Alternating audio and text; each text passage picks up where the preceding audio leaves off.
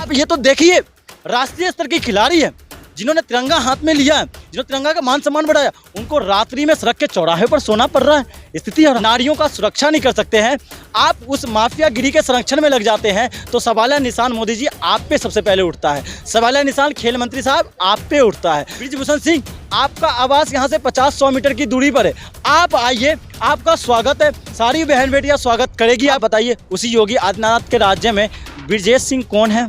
उसी योगी आदित्यनाथ के राज्य में कुलदीप सेंगर कौन था? उसी योगी आदित्यनाथ के राज्य में हाथरस कांड हुआ कि नहीं हुआ? ये पीछे देख सकते हैं कि यहाँ पर रेसलर्स जो आए हुए हैं, पहलवान, उनके समर्थन में लोग जुटना शुरू कर दिए हैं और ये मुद्दा अब हाईलाइट होता जा रहा है। क्या लगता है आपको, सरकार क्यों नहीं इस मुद्दे पर संवेदनशील होती हुई दिखाई दे रही है और आप इसको कैसे देखते हैं? आप क्यों आए हैं? आप देखिए, जहाँ राष्ट्र हित की बात होगी वहाँ सुमित शर्मा मौजूद रहेगा। जहाँ राष्ट्र के हित की बात होगी, जहाँ तिरंगा की शान की बात आएगी, जहाँ पे तिरंगा की शान बचाने की बात होगी, जहाँ भारत माता की आंचल को बचाने की बात होगी, वहाँ सुमित शर्मा मौजूद होगा। तमाम ये जो खिलाड़ी हैं, इन्होंने हमेशा अपने कंधों पे तिरंगा को रखा है और अपनी शान बढ़ाया है देश का। इन्होंने मेडल के नाम पर देश की स्थिति और देश की जो गौरव है उनको बढ़ाने का काम किया है इन लोगों ने। आप ये बताइए, ये जो सरकार है, ये तमाम जो सरकार, जब से देखा हूँ, जब से इनकी सरकार सत्ता आई है, तब से इन्होंने अपने कान में पता नहीं क्या डाल लिया है, इनको सुनाई ही नहीं देता। कहने का मतलब, जब किसान सड़क पे आता तब भी इनकी चुप्पी हो जाती है, जब जवान सड़क पे आता तब भी इनकी चुप्पी हो जाती है, नौजवान सड़क पे आता तब भी इनकी चुप्पी हो जाती है। और ये तो छोटा मोटा मामला नहीं है। जिस देश में महिलाओं की, कन्याओं की, देवी की पूजा की जाती है, उस देश में अगर कन्या का शोषण किया जाता है तो वो सबसे बड़ा मुद्दा होता है। जिस राज्य से प्रधानमंत्री मोदी जी ने बेटी बचाओ बेटी पढ़ाओ का अभियान का शुरुआत किया था नारी सशक्तिकरण के लिए, उसी देश की, उसी राज्य की बेटी अगर सड़क पे उतर जाती है तो सवालिया निशान देश की सरकार पे उठता है। आज ये बताइए कि जो महिलाएं और जो बहन और बेटी जो बैठी हुई है, कभी भी देश के लिए, कभी भी उनके नाम को नीचा नहीं किया, हमेशा नाम को ऊंचा किया, हमेशा उनको सिर पे रखा है और उसी के नाम से आपने वोट की राजनीति भी किया। जब आपको इन महिला और बहन बेटियों से फ़ोटो खिंचवाने हो, जब वोट की राजनीति करनी हो तो बुला लेते हो, लेकिन जब आपके पास शिकायत करने के लिए समय मांगती है तो आप समय देने से इनकार कर देते हैं। ये भी पीएमओ की बात कर रहा हूँ।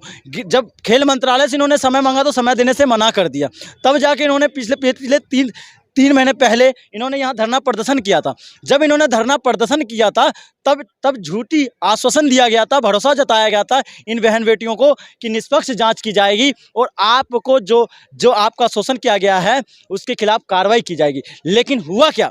हुआ ये कि 3 महीने के बाद इन बहन बेटियों का जब जो न्यायिक संगत की बातें हुई, जब सुना नहीं गया, तो फिर से इनको सड़क पे उतरना पड़ा। और आप ये तो देखिए, राष्ट्रीय स्तर के खिलाड़ी है जिन्होंने तिरंगा हाथ में लिया है, जिन्होंने तिरंगा का मान सम्मान बढ़ाया, उनको रात्रि में सड़क के चौराहे पर सोना पड़ रहा है।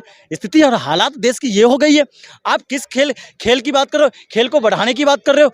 आप ये बताइए, जब आप महिला की सशक्तिकरण नहीं कर सकते हैं, आप जब नारियों का सुरक्षा नहीं कर सकते हैं, आप उस माफियागिरी के संरक्षण में लग जाते हैं, तो सवालिया निशान मोदी जी आप पे सबसे पहले उठता है। सवालिया निशान खेल मंत्री साहब आप पे उठता है।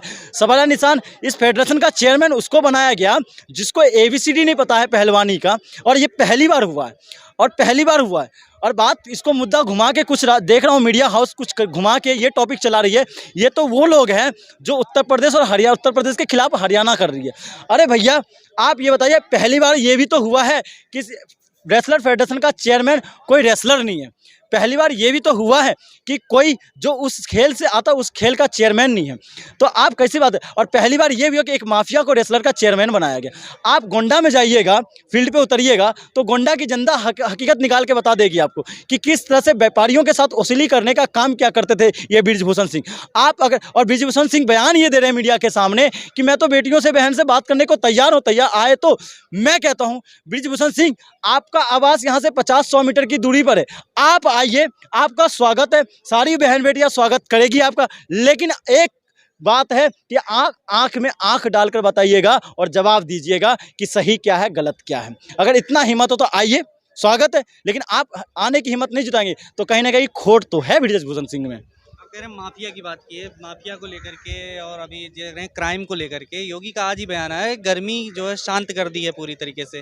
तो यूपी की गवर्नमेंट जब ऐसे कह रही है, बीजेपी के तमाम लोग इस तरीके से कह रहे हैं अपराध पे 0 टॉलरेंस है, फिर ये सब क्या लगता है कि क्या आपको हाथ से पद नहीं लगता जब योगी ये बयान देते हैं? तो नहीं लगता बिल्कुल भी, क्यों तो कह रहे हैं कि डाटा दे रहे हैं कि अब दंगे नहीं हुए जी मैं डाटा दे रहा हूँ। जब आप अतीक अहमद और मुख्तार अंसारी चला रहे थे, उसके अगले दिन ही कॉलेज जा रही छात्रा पे गोलियां चल गई और दिन दहाड़े हत्या कर दी गई। जिस नारी सुरक्षा की बात करते हुए ग्रामीण क्षेत्र से एक बेटी तो बहुत थोड़े बहुत बेटी जाती है कॉलेज में पढ़ने के लिए और उसमें भी डर समाता दिया और आपने एक कार्रवाई तक नहीं किया। आप बताइए, उसी योगी आदित्यनाथ के राज्य में ब्रजेश सिंह कौन है? उसी योगी आदित्यनाथ के राज्य में कुलदीप सेंगर कौन था?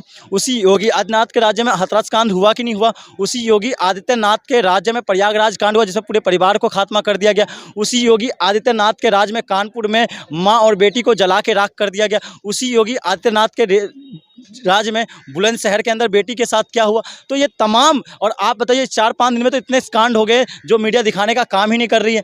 आज आपको एक मामला, ताज़ा मामला दिखा रहा हूँ मैं। 9 बहन की हत्या हो गई है बुलंदशहर के अंदर सिकंदराबाद में, कोल्ड स्टोर में दब के मर गई है। मीडिया का एक एजेंडा नहीं बना है, नेशनल मीडिया। आपने कहा ना जानकारी है, नहीं, जानकारी नहीं है तो आपका फेलियर है ना, ये मीडिया का फेलियर है। आपने कहा ना, आपने नाफ साफ कर दिया था योगी आदित्यनाथ को। इसलिए कह रहा हूँ मैं, कल का मामला है ये। 9 महिलाओं की हत्या हो गई है उस कोल्ड स्टोर के अंदर, लेकिन एक पॉइंट नहीं बना मीडिया के अंदर। तो सवाल या निशान मीडिया पे उठता है कि नहीं उठता है? मीडिया की जहाँ तक बात की, इस मुद्दे पर आप देख रहे हैं, इस मुद्दे पर भी आप देख लें या भ्रष्टाचार के मुद्दे पे देख लें, सत्यपाल मलिक का मुद्दा हो, ये सब मुद्दे ब्रेकिंग न्यूज़ क्यों नहीं बनते हैं, क्यों सुर्खियों में नहीं आते? वही तो बात देखिए, मैंने आप क्या कर, आज देश का जो अभिव्यक्ति की आज़ादी हम कहते हैं ना, उसका हनन हो चुका है। आज देश की जनता जिस पे विश्वास करती थी चौथे स्तंभ पर, उसका कहीं ना कहीं हनन हो गया। आज मैं फिर कहना चाहता हूँ, एक तंज कसना चाहूँगा, मीडिया हाउस बिकी है, पत्रकारिता नहीं बिकी है। कुछ पत्रकारिता जिंदा है और कुछ पत्रकारिता जिंदा है, लेकिन मीडिया हाउस ने उसके ऊपर कब्जा कर चुका है। और मीडिया हाउस कब्जा कर चुका है तो कहीं ना कहीं देश की आवाज़ है वो कहीं ना कहीं दब गई है, देश की आवाज़ बंद हो गई। और देश की आवाज़ का बंद होना मतलब लोकतंत्र का खात्मा होना, कहने का मतलब संविधान की हत्या होना। तो बात ये सारी चीज़ें हैं। तो आप तो एक चीज़ गुणगान करेंगे, बात यहाँ बहन बेटी की होना चाहिए, राजनीतिकरण होना ही नहीं चाहिए था। पूरा मीडिया एक साथ होना चाहिए, इस बहन बेटी के साथ होना चाहिए था, तमाम खेल संघ को एक साथ आना चाहिए था यहाँ पे। लेकिन आप लोग एक एजेंडे के तहत इनको बदनाम करने का कार्य कीजिएगा।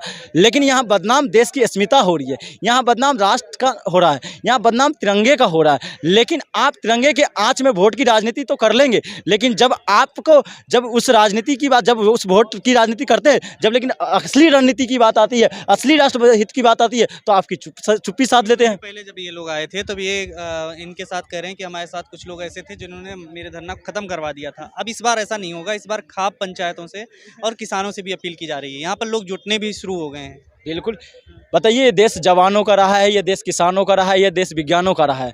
विज्ञानों का मतलब, कहने का मतलब है कि ये यहाँ छात्र भी आएंगे, कॉलेज के जितने शिक्षण संस्थान के जो छात्र वो भी आएंगे। इनके एक आह्वान पर देश का नौजवान, देश का किसान, देश के मजदूर, देश के महिलाएं, सारे वर्ग यहाँ इकट्ठा होंगे। और इससे ये बात यहाँ राष्ट्र हित की बात है बॉस, यहाँ राष्ट्रीय हित की बात है। राष्ट्र के नीति के लिए देश पूरा इकट्ठा होगा और जीवित करेगा लोकतंत्र को, जीवित करेगा संविधान को, न्यायपालिका को जगाने का काम करेगा, कार्यपालिका को जगाने का काम करेगा। जो सरकार की गोद में बैठे हुए लोग नौकरशाह हैं उनको जगाने का काम करेगा। और बात यहाँ क्या है, धार्मिक उन्माद नहीं, राष्ट्र हित में जो काम करेगा उसके लिए देश खड़ा होगा और जवाब देगा इस सरकार को। सत्यपाल मलिक के मुद्दे पर क्या कहेंगे, जो भ्रष्टाचार का आरोप लगा और उस पर पूरी खामोशी है सरकार की, मीडिया में, हर जगह? बिल्कुल बिल्कुल, सत्यपाल मलिक का मामला छोटा मोटा मामला नहीं है। आप ये बताइए, सत्यपाल मलिक जब गवर्नर थे ना, तब भी सवालिया निशान उठाया करते थे। जब वो बिहार के राज्यपाल थे, जब किसान आंदोलन हो रहा था, तो उन्होंने सरकार से सवाल पूछा था कि आप किसानों से बातचीत क्यों नहीं कर रहे हैं। जब वो गोवा के जब गवर्नर थे, उन्होंने सवाल उठाया था, उन्होंने सवाल ये उठाया था, आपको सेनाओं की सुख सुविधा बढ़ानी चाहिए। आप जब ये तो जम्मू कश्मीर के जब वो गवर्नर थे, तब भी उन्होंने सवाल उठाया था। लेकिन मीडिया उसको जोड़ के नहीं देखेगी, मीडिया आज के बयान को देखेगी।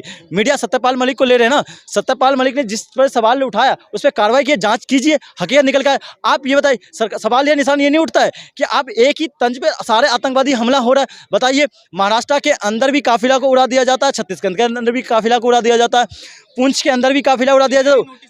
सुनिए, सीबीआई नोटिस सत्यपाल मलिक पे आया, जो सरकार से सवाल पूछेगा उस पर सीबीआई और ईडी आएगा, लेकिन जो देश का सच्चा सिपाही होगा, देश का जो सच्चा नागरिक होगा, जो देश के हित की बात करेगा, वो सीबीआई ईडी से नहीं डरा। माफीनामा लिए वही लोग बैठे हुए हैं सत्ता के अंदर, वो गांधीवाद की बात नहीं करेंगे, लेकिन गांधीवाद का विरोध करेंगे देश के अंदर। देश के बाहर जाएंगे तो गांधीवाद की बात करेंगे, ये अम्बेडकरवाद का विरोध करेंगे देश के अंदर, देश के बाहर जाएंगे तो अम्बेडकरवाद की बात करेंगे, देश के अंदर नौजवानों का विरोध करेंगे, लेकिन देश के बाहर जाएंगे तो नौजवानों की बातें करते हैं। तो बात तो कहीं ना कहीं धार्मिक उन्माद की यहाँ बातें करेंगे, लेकिन वहाँ धर्म की बात करेंगे। आप लोग हमेशा जो है इस तरीके का आरोप लगाते हैं बीजेपी के ऊपर लगातार, और ये जो आपने हिंदुत्ववादी जो एक तरीके से छवि बना रखी है अपनी, क्या इसका क्या कारण है? ये सुनिए, आज देश दो गुटों में बट गया है। जो अपने आप को कट्टर हिंदू कहता है ना, जो धार्मिक उन्माद फैलाने का काम करता है ना, उसके खिलाफ एक सनातनी हिंदू जग गया है। कहने का मतलब जो सच्चता की बात करेगा, जो भाईचारे की बात करेगा, जो मोहब्बत की बात करेगा, वही देश पे राज करेगा। मेरा आप यहाँ राजनीति मत लाइए, बात यहाँ बहन और बेटी की होना चाहिए, ये राष्ट्र हित की बात है। मैंने कहा यहीं से राष्ट्र कायम होता है। आप जो बात करते हैं, जो भगवा पहन के, चोला पहन के, जो चोला को बदनाम करने का काम करते हैं, जिस तरह से तिरंगा को बदनाम करने का काम करते हैं लोग, वो लोग आज यहाँ नहीं आएंगे। आज वही लोग आएंगे जो देश हित की बात करेंगे, जो राष्ट्र हित की बात करेंगे, जिसके लिए राष्ट्र सर्वोपरि है, जिसके लिए भारत माता की आंचल धूमिल है, वो लोग हैं, वो लोग यहाँ जरूर आएंगे। आप वो लोग कौन से जाके गुफा में बैठ गए, ये सवाल यहाँ निशान उठता है। जो हमेशा देखता हूँ मीडिया पे उठते आते हैं कि हिंदू हिंदू हिंदू हिंदू। अरे भैया, हिंदू से पहले राष्ट्र है, राष्ट्र सर्वोपरि है सर, राष्ट्र से ही हिंदू हो। आप कहीं बाहर जाओगे तो आपको पहले भारत पूछा जाएगा, बाद में आपसे पूछा जाएगा कि आप कहाँ से आते हो, किस पंथ से रखते हो। तो ये बातें, सवाल, ये मुद्दा होना चाहिए। खबरों में बने रहने के लिए फोरम 4 को सब्सक्राइब करें और नोटिफिकेशन पाने के लिए बेल आइकन दबाएं।